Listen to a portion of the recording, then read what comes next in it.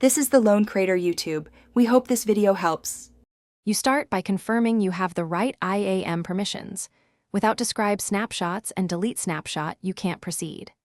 Next, open the AWS console to EC2 then snapshots, or run ec2 describe snapshots to list entries. Once visible, locate the exact snapshot ID such as snap 123ABC and inspect owner, volume ID, and creation time so you know you're deleting the correct backup and not an active or shared snapshot. Now perform the deletion. In the console, select the snapshot, choose Actions, then Delete Snapshot, and confirm when prompted. This prevents accidental removal. If you prefer CLI, run ec2 delete snapshot ID snap 123ABC.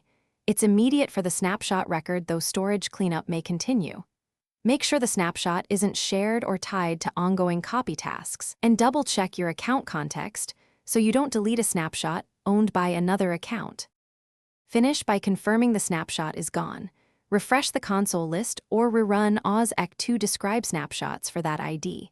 It should return no results. If deletion fails, check for dependent AMIs, ongoing snapshot copy operations, or cross-account sharing, which prevents removal.